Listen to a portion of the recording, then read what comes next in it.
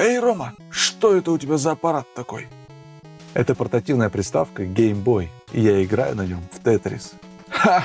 Ну тогда у меня тоже есть геймбой с Тетрисом, только стоит он в 100 раз дешевле. Да? А в твой Тетрис можно вставлять флеш-картридж с сотнями игр? Нет. Черт! Через час. Так, может все-таки картридж в него как-то вставляется, что ли, а куда? Сюда, может быть? Или вот сюда куда-нибудь? Нет. Всем 8 бит, я Роман Шабанов. С тех пор, как я собрал себе Game Boy с IPS-экраном, мне захотелось поближе познакомиться с играми для этой консоли. Ведь о Game Boy я мечтал с детства, но купить смог его только в этом, 2025 году. Я теперь его вообще из рук не выпускаю. Ну, а моим первым картриджем для знакомства с этим кирпичом стала многоигровочка 128 в одном.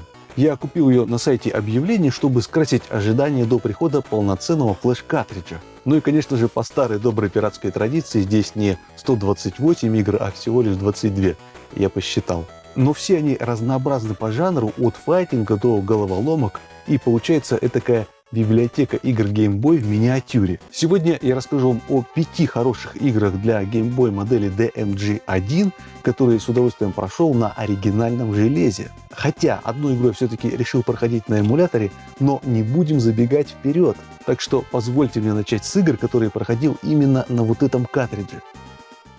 Погнали!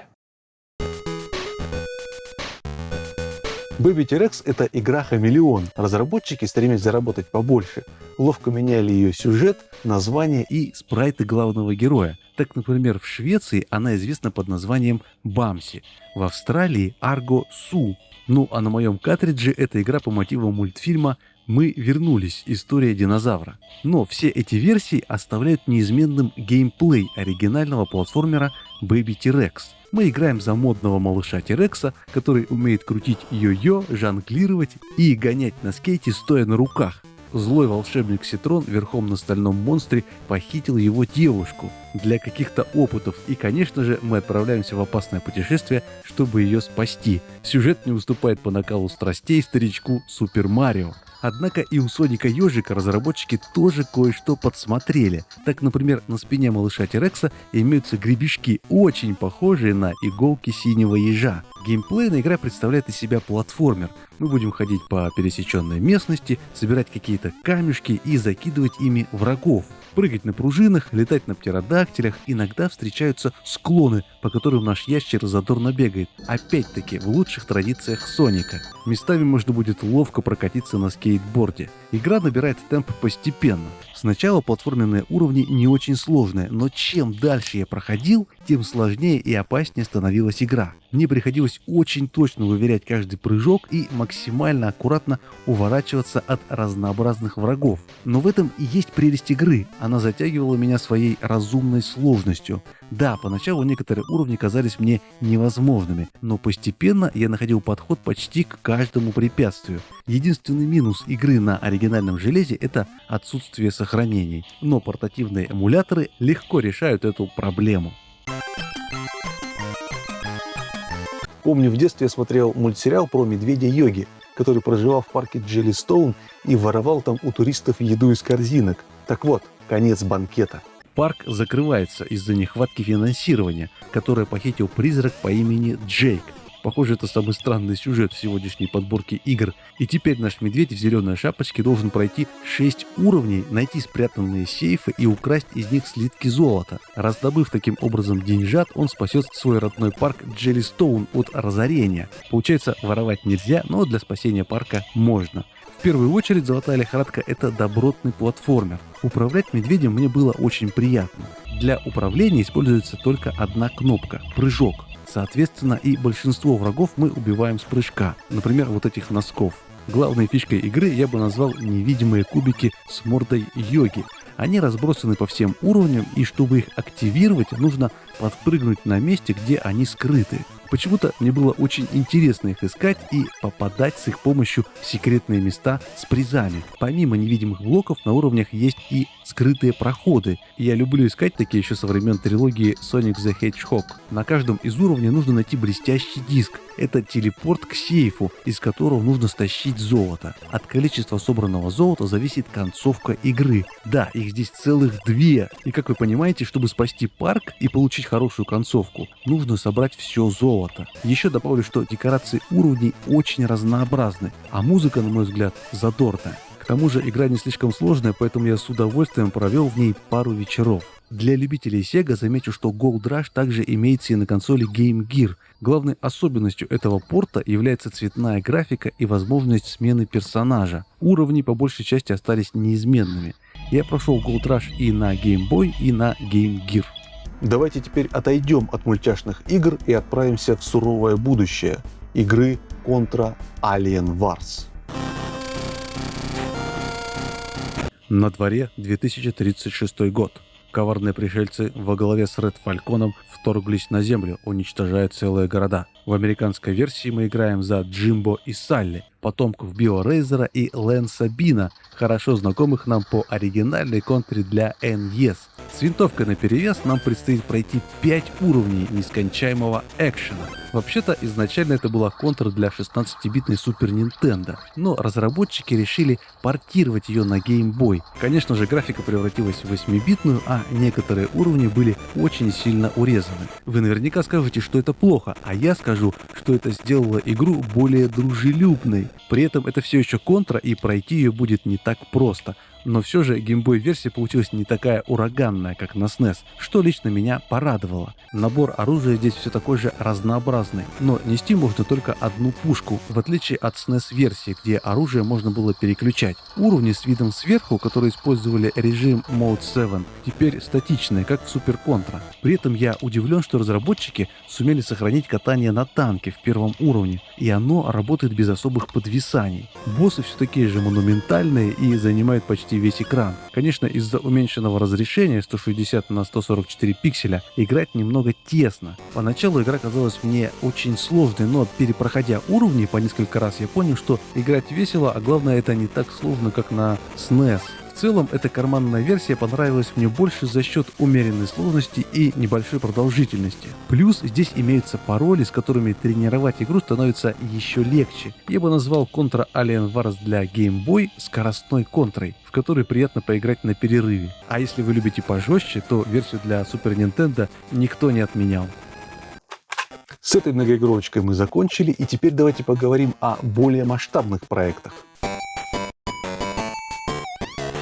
Об игре Donkey Kong 94 я слышал давно, но мне всегда казалось, что это просто порт древней аркадной игры, состоящей из 4 уровней. Но, случайно посмотрев на нее обзор, я понял, что упускал под носом настоящую жемчужину. В сущности, игра действительно является портом аркадной версии, но вот только более проработанным и расширенным, причем в разы расширенным. На старте продаж Donkey Kong 94 должна была продвигать устройство Super Game Boy и наглядно демонстрировать, как черно-зеленые игры выглядят в цвете. При этом в нее можно спокойно играть и на старом добром Game Boy DMG 1, что, собственно, нам и требуется. Сюжет, как и во всех предыдущих играх, незамысловат. Мы управляем Марио, пытающимся спасти Полину от Донки Конга. Первые 4 уровня знакомят нас с базовыми механиками, мимикрируя под оригинальную аркаду, после чего начинается настоящая игра, состоящая из 9 стадий по 8-16 уровней на каждой. Каждый 4-й уровень — это битва с Донки Конгом, к которому иногда присоединяется его сын. Сами по себе уровни маленькие и выполнены в виде головоломок,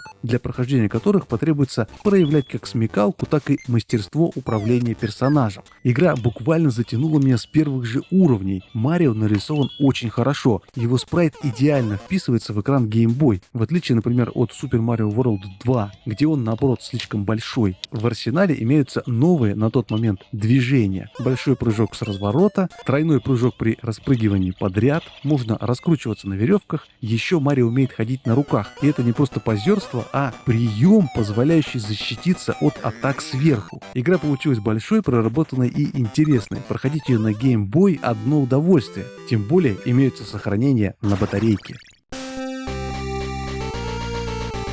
Игра Star Ocean заинтересовала меня тем, что она считается самой графонистой для Super Nintendo. И вот когда я прочитал о том, что Star Ocean имеется и на Game Boy Color, мне стало очень любопытно заценить ее графику.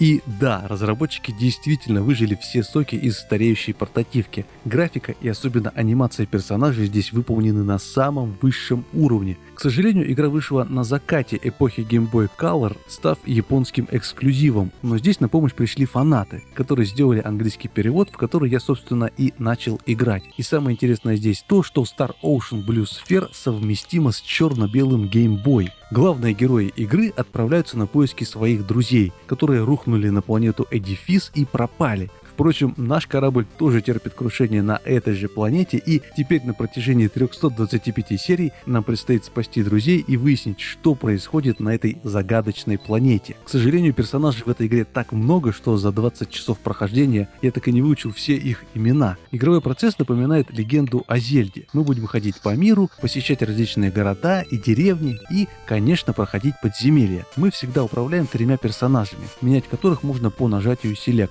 Как таковых уровней прокачки в игре нет, мы просто получаем очки опыта и тратим их на развитие дерева навыков. Отдельно стоит отметить сражения, они выполнены в виде битэмап вставок в реальном времени. Бить врагов можно как магией, так и комбинациями ударов. И такой подход выглядит очень круто на контрасте со скучными пошаговыми боями. Развивая дерево навыков, герои будут изучать новые боевые приемы, способности типа прыжка или плавания, и еще учиться готовить и строгать новые предметы. Здесь реально можно готовить еду посредством мини-игр и создавать напильником мощные артефакты. В общем, игра получилась невероятно масштабной. Сейчас я наиграл в нее более 20 часов, и это только половина. Как вы заметили, играть я предпочитаю на эмуляторе, потому что цветная графика мне нравится больше. Из минусов здесь попадаются очень сложные враги, и подземелья порой очень большие. Но, повторюсь, такая монументальная игра для Game Boy — это очень круто.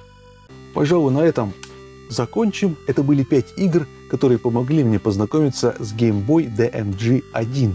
Благодаря этим играм я провел много часов, держа в руках вот этот вот странный ретро-кирпичик из 80-х годов. Он крутой, необычный, тяжелый, и я очень рад, что наконец-то смог себе его купить. Эх, как же мне его не хватало в детстве. Надеюсь, какие-то из этих пиксельных игр заинтересуют и вас. И вы поставите лайк этому видео и подпишитесь на канал. Возможно, в будущем я сниму еще одно подобное видео, ведь мне очень хочется играть в Game Boy, и я постоянно ищу для этого интересные игры. Поэтому, если у вас есть на примете какие-то интересные игры для этого кирпича, то обязательно напишите о них в комментариях. И, конечно, буду благодарен, если поддержите меня на сервисе Boosty. Это очень помогает развитию канала. На этом все. Еще увидимся.